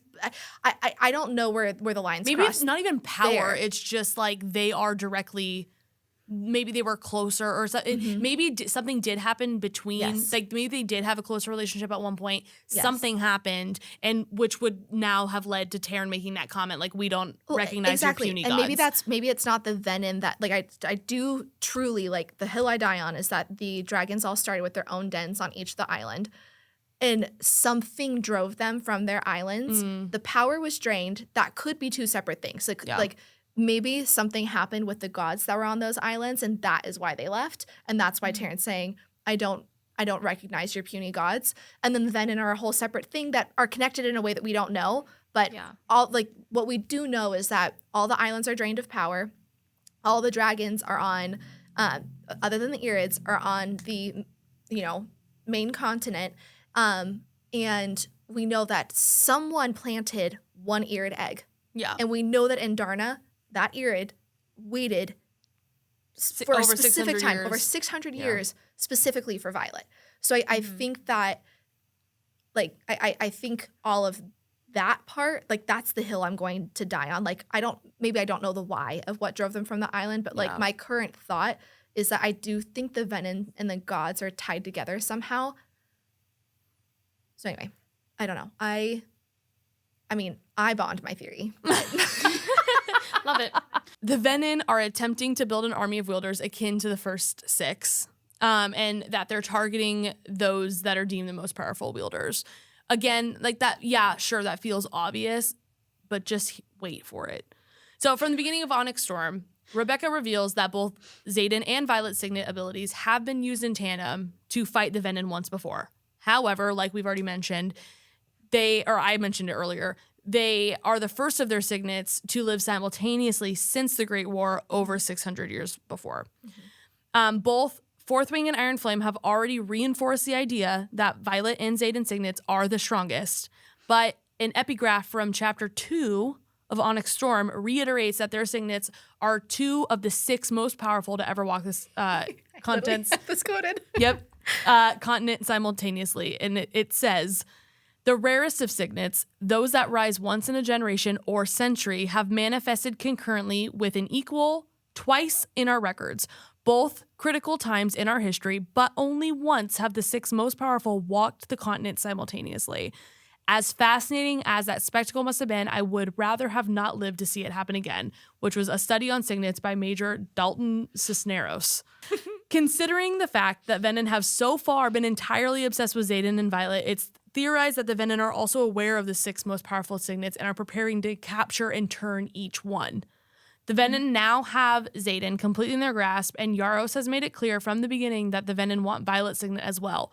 However, their remaining four Signates are still kept under wraps, but I think it's possible that Garrick's distance wielding and Imogen's rock wielding could be targeted next, since neither of those Signates have been seen in centuries either. So I think it's more essentially what I'm saying is I think, obviously they want Xaden and Violet, but I think in the coming book, we're going to get more about who else are they targeting, who else do they want, and what is that going to look like. Which ties to what I was saying about the distance wielder. Yes, exactly.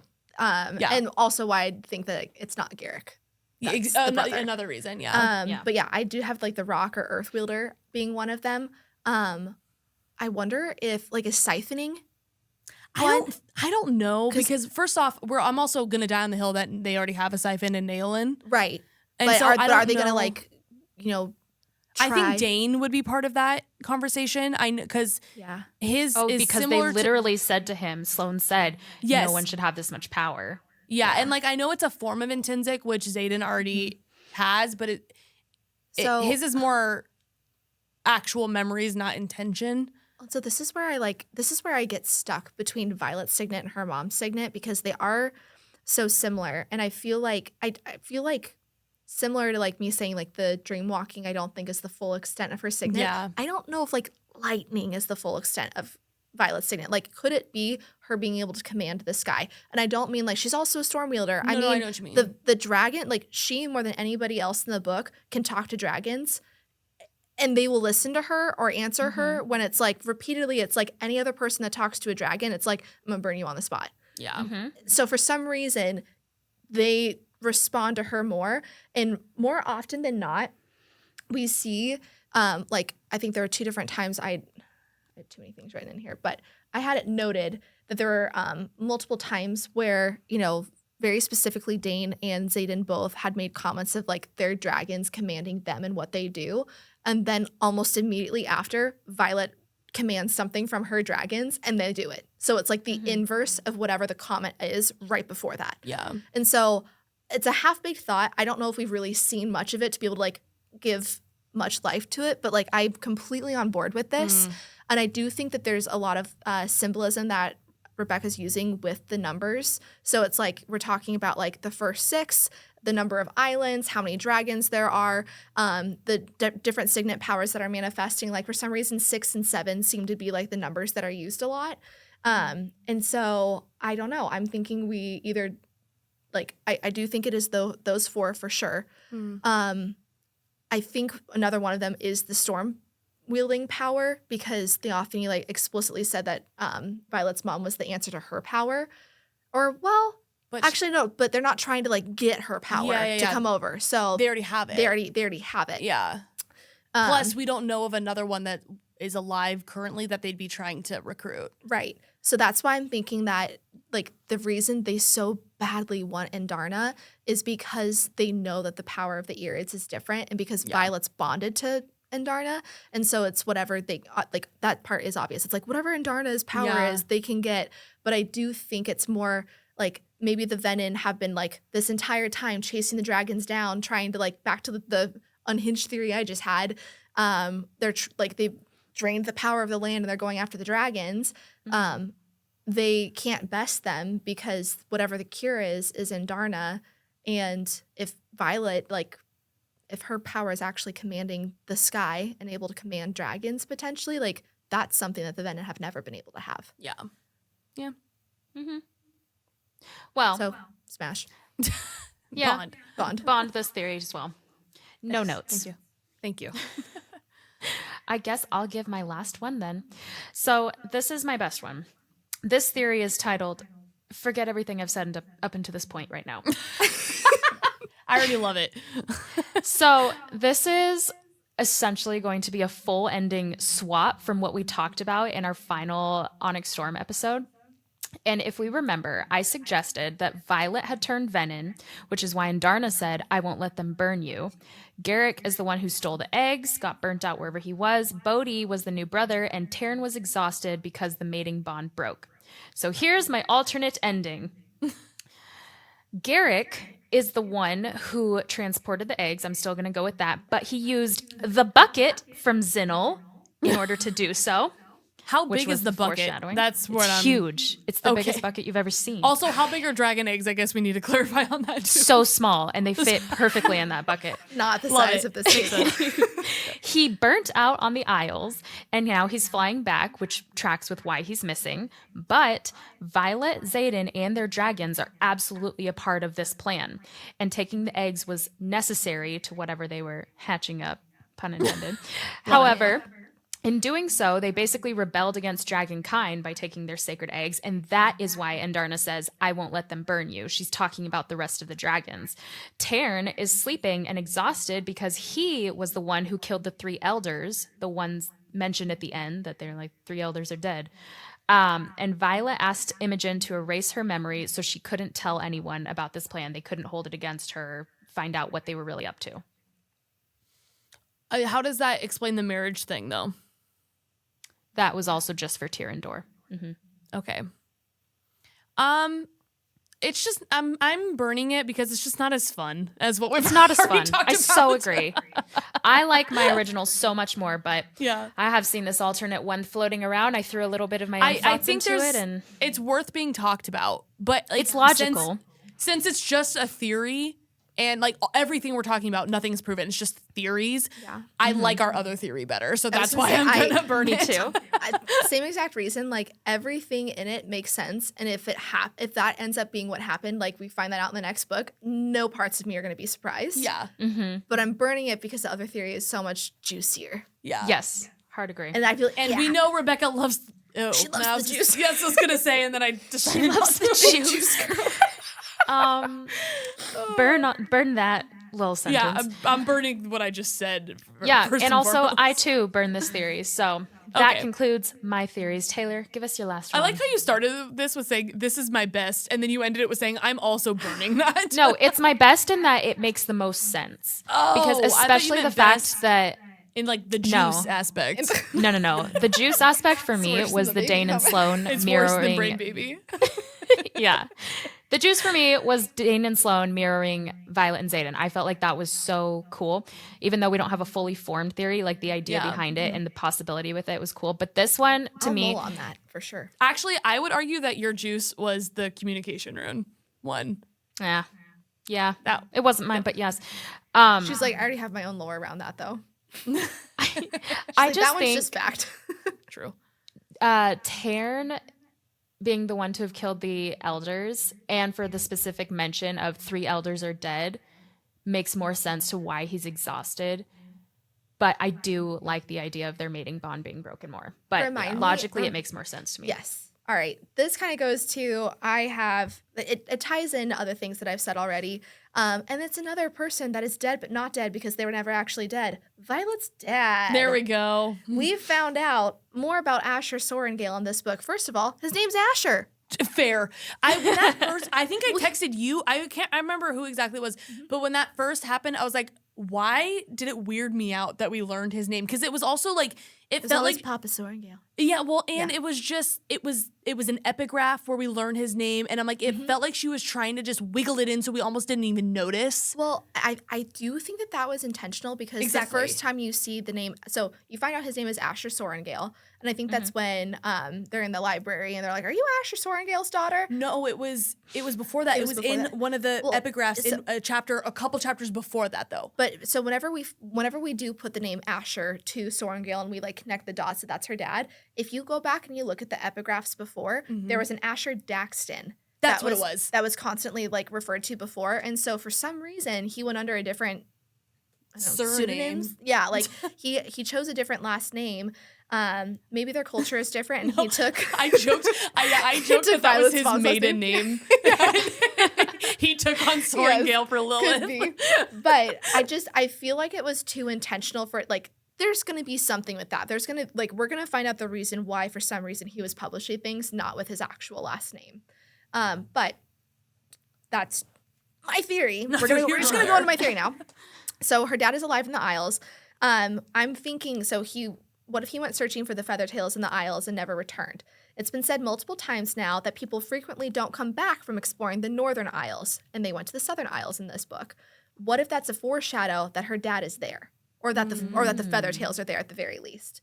His death is never explained, so similar to kind of what I said about Liam, it's like, I don't know. When it comes to books and TV shows, I'm like, is there a body? You know? So, I mean, to be Same, yeah. fair, it was explained, but it could it also was- easily be. but it was only explained as heart failure. I Yeah. went back. Yeah. I went sleuth mode and I pulled up all the other books on my Kindle and I was like, I looked up everywhere that talked about his death.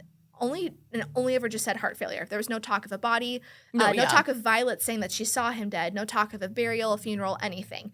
It was just heart failure. He died. Yeah. And he died after Brennan disappeared. After Brennan, quote unquote, died. He got lost in his quest to save her from turning Venin. So I'm wondering if part of the next 2 books is like them finding him in the Northern Isles and he has some clue or some cure for her and Xaden, because I still have this thought that she's part Venin. But maybe not before she herself turns fully Venin. I don't know. Just my thoughts. And so, I don't know, on to, like, if Naolin, I think everyone still thinks Naolin is completely alive. If Naolin actually was, related to, like, who knows, like, what it could be. Like, maybe he first started searching for Feathertails because his father, Naolin. I don't You know. won't We let don't that know. one go. I won't let it go because I saw it in my notes. I'm like, what was I on? And now I'm like, oh gosh, what was I on? But we can throw that one off to the side. Just ignore the Naolin thing for now. But think about it. You know, I'm just saying, if that happens, if that comes true, I want everyone Absolutely. to I will bow remember to this you if moment. that happens, Taylor. I want everyone to remember this moment. But I do think that there is a strong possibility that her dad, whether he's alive or not, I do think maybe he didn't die of heart failure, but maybe he died when he got lost in the Isles or something. And I think it was because he was still out there searching for the Feathertails, specifically because he thought it was a cure for the Venin. Yep. That's my I thought. will bond him dying in the Northern Isles and not actually heart failure, but I'm not going to bond him being alive because you brought this up earlier, Ellie. Like, It's just too many. No, I do too agree. many. Like, for her to say it with confidence publicly that I don't bring people back, and then for just about every single person in this book that was assumed dead to have not been dead. What would you I will actually do though lose if my literally marbles. the next book you open it up and by the end of it you Guess find what? out Asher's Naolin alive. is Liam's alive, alive. Yeah, Asher's Naolin's alive, alive. and Asher's Liam's alive. alive. Yeah. What Lilith's would you alive. even do? Everyone's I think alive. I'd throw the book through the window. That's what I'm saying. I'd be So I mad. don't. I Yeah. think I'd be more annoyed at the fact that he's not dead than anything, True. if that were. But I will subscribe to him having died differently. And Yes. like the Like, Northern more Isles involved in were it. brought up for a reason. We're Yes. absolutely going to get them in some capacity. Specifically them saying people will never come back Exactly. to the Northern Isles. Yeah. I literally feel like because Asher Sorrengill is a force to be reckoned with, according to his journals and the fact he's a writer, all of that. That quote in Harry Potter when he's like, "A car crash? Lily and James died in a car crash? No!" I Exactly. feel like that. Like a heart attack? Asher Sorrengill died of a heart attack? No. Asher could see- Daxton Sorrengail died I feel of a like the heart way attack. that I would like to see it happen is like not necessarily that he's alive. Obviously, I'd love it if Violet didn't have both of her parents dead, but it's true. Too many people are coming back, or too many theories, and other people I think make more sense to be alive. Well, and I think part of his story is that he did all the legwork for her beforehand, and now Yes. it's her uncovering But it. So if he were alive, it would feel weird. Part of me kind of wants it to, and I don't know, maybe this is like an evil part of me, but part of me wants to like us find, like, we will find out more about him and his studies in these Northern Islands. Like, I just really do feel like they're going to connect in some way in the next book. And I feel like the way that I would like to see it unfold is like she has this hope of like, I wonder, like she finds out, oh, my dad didn't die of a heart failure. No one actually, we didn't have a body to bury. Like, I wonder if he's alive. And so she starts pursuing, like finishing his work essentially. But for her, maybe it's like finishing the work for trying to find a cure for Xaden, but also to reconnect with her dad. And then in the end, she finds out he is still dead. It is evil. It's like he dies twice for her. It's know, so but- that is so series of unfortunate events coded. It is, but I feel like, but what she would learn and how she would grow in the journey, I think would be like, you know, she has this hope that she's holding on I like to. it. So I don't know. I think whether he's alive or not, I do think that he is tied to, and something's Absolutely. happened to the Northern Isles specifically, and I think that that's where the Irids are. Yeah, That's I like it. That gives in Grey's Anatomy when George dies or almost is dead, and they're like, "Are you sure that he wrote 007?" And it gives you that hope for literally an episode and a half that it actually isn't him, that he's George, still yeah. alive, but then like- it is him and he died, and you're like, "Why did you do that?" Yeah. It's the only evil, thing is, but at the same time, you're like, gosh, that was beautiful. the was only thing is, beautiful. I don't think that the Irids are in the Northern Isles. One, because they found them already in the South, but also because of a comment that was made. Andarna doesn't like cold, and the Northern assume Isles North are is very cold. cold. Okay. And so I don't think they would have made that home base. Wait, how do But you know the I- Northern Isles are cold? North, cold, Antarctic. Fantasy book. You don't know. No, it was also mentioned that like because like it snows in Navarre and it gets cold and it's like I think the reason it's it's the travel, the seas, like all that stuff is indoor. getting there and then I all was the thinking the Southern Isles Irids- are warmer and that's why they keep talking about how hot it is. I was thinking that Irids found Andarna because like they could sense her power and they knew where she was, so they were like, the Isles are the Isles. Like, sure, they're all different islands. possible. But, like, I think because that wasn't like Because they also found them on like a random it was like an outskirt island. Like it was a Yeah, very they never saw small- their den. I think it was more the Interesting. fact that they were just already in the South to me. That's where we don't know where specifically because they did find them. But I think it was more, and to your point, like that could be part of it. I just don't know if I think that's where they live because that conversation was made about how Andarna doesn't like cold. Or So she could not like cold because it could just be her. Because her egg has been in on the continent for. But you'd think that she would be used to the cold then, though, because she's in a place where it gets cold, and she just doesn't like it. Doesn't bother Taryn. Oh hell, I don't know.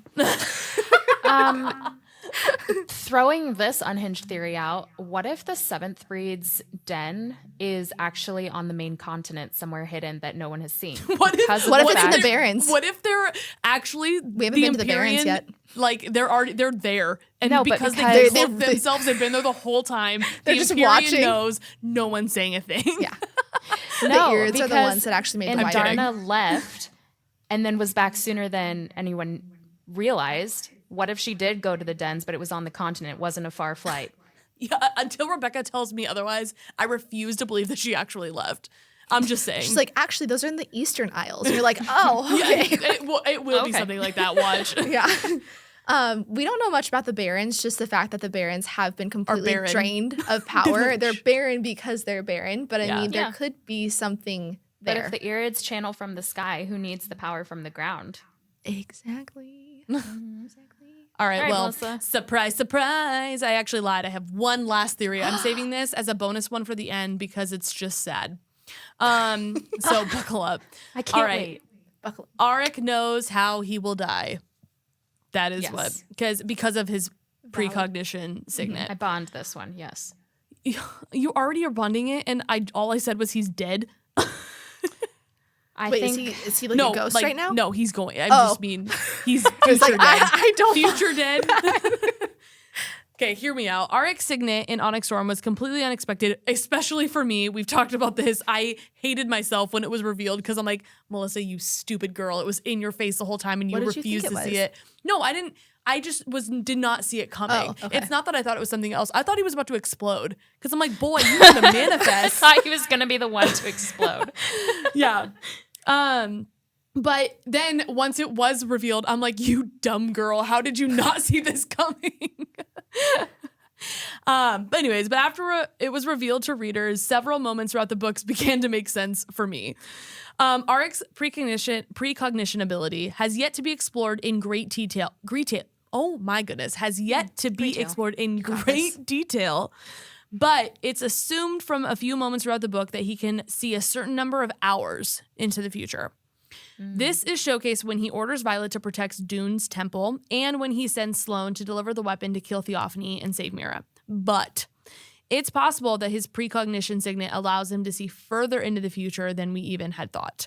A quote from Onyx Storm in chapter 36, he says, "I will fight in this war, most likely die, and do so knowing that I protected others." However, there's one line in Onyx Storm that has also led readers to believe that Aaric has seen his own death and proves that he can see further into the future than a couple of hours. During a conversation between Aaric and the rulers of Heotis, he states that one day his brother will become king, albeit a bad one, and explains that if he dies in war, at least he did so in the service of protecting others. Before we knew his signet, this line didn't hold that much weight, but after it's clearly hints at Aaric's possible future in the next Fourth Wing novel. Could make sense with his gift from Zinel too, because he has the mirror that shows a reflection of himself and it's broken. Yep. Ugh. Oh, that's poetic. So Can Halden die instead? I wish Halden could die instead because I love Aaric. I hated him before I knew his signet, but now that I know his signet, I'm back on Team Aaric. Welcome back. When they first introduced Welcome back, Aaric. When they first introduced Aaric, I really wanted him and Sloane, but then the second this book started, I got a little feeling of Dain and her at the very beginning, and I remember I don't think you were at that. I don't think you were at that point in the book yet. I was texting another one of our friends, and she was just like, "What are you on?" And then by the end, I was like, "The truth." I was on the truth. That's what I was on. But I in the first book 4, when we're like, what are you on with all these theories? Exactly. You may come back and say the truth. One single episode, 10 seconds long. I've had so many similar conversations with Taylor before. I'm like, Taylor, you're on crack. That is not going to happen. And then I kept reading and I'm like, Taylor, what are you on? Like, give me some of it because how did you know that my Signet power is reading Rebecca Yarros' mind? No, just authors in general. Romantasy authors exclusively. Yeah. Until I'm so epically wrong, there have been a couple times where I've been like, found the hills I'm dying on, and then the way it actually happens is revealed, and I'm like, but my idea was better. And I am gonna sound like a total a-hole to every single person, but I think I can count on one hand the amount of times that's happened. And with a couple of those books, I was ahead of you reading it. And I reveled in those moments simply because it just never happens. And that's where I'm like, I'm not mean. I just like, I think this refreshing. Specifically happened when I was reading Throne of Glass. I can't even remember what my theory. That's not what I was thinking. Okay. I'm thinking there was the first time I felt such devastation was theory I had in Throne of Glass, but then Crescent City too. One. There were a couple. Yeah. Anyways, so it's sad, and I don't want Aaric to die, but I think his signet is stronger than Melgren's too, especially because I don't think he's going to have the inhibition of not being able to see if 3 or more marked ones are in the picture. Mm-hmm. Maybe that is just like something that comes with the signet. I don't know. But I mean, I don't think it is because he's already seen things with Violet where multiple marked ones have been there, and it didn't seem to stop him from being able to help. But I don't know. Maybe they weren't directly involved in the situation, so maybe that's why. But I don't know. I think he's going to be better than Melgren in more ways than Melgren just Signet. Isn't dead right now, actually, because I personally think that his dragon was one of the elders that was killed. Ooh. So that means there needs to be a Venin precog, which could lead to why people think it's Aaric on that side too. That I don't know. If his dragon died, though, what would happen to the second signet of the marked ones? Interesting. They'd live on. There'd be no complications. I was going to say, do you think that it would go away just because Coda's not alive anymore? Because Coda's the reason it came about, but I think that had more to do because of the marking. The runes that were created. And I don't know if this might just be a given, but I think that because Melgren has that, he can see how battles turn out. Mm-hmm. I forget what the exact name of it is, but battle foresight, I want to say is what they're calling it. I think he knows, whether it's because he knows the actual history of Navarre or if because he knows he's been able to see that the marked ones are needed in order to stop whatever the Venin are doing. I do think he intentionally marked them not as a punishment because he knew that his powerful dragon marking them would give them the second signet that would make them even more stronger and an ally. I think while there are things about Melgren that are very shady, yeah, that's a good way to put it. He's very, very shady. I do think at the end of the day, I think it was intentional him doing that. Maybe it had a dual purpose. Maybe he's like, I want to punish you because I hate that your parents rose up against us, but at the same time, we do need you. It could be more of that versus him being a secret ally. But I do think at the end of the day, it's the enemy of my enemy is my friend. I think that could be a situation like this. I like it. I wouldn't hate that. Yeah. All right. Bond. And with that, everyone. That wasn't even one of my written theories. That was lore of my own that I had since the second book. And then when all of the marked ones in this, most of them, developed a second signet, I was like, ooh, I was right. And there it is again. Yes, and there she goes again. I love it. I need to humble myself. Guys, thanks so much for listening. Don't forget to like, subscribe, and follow. We're at L.A.M.E Book Club Pod, and we will see you next week for our interview of our graphic audio friends. Catch you later. Thank you so much for having me. Yes, thank you, Taylor. Yeah, thanks for being here. Bye.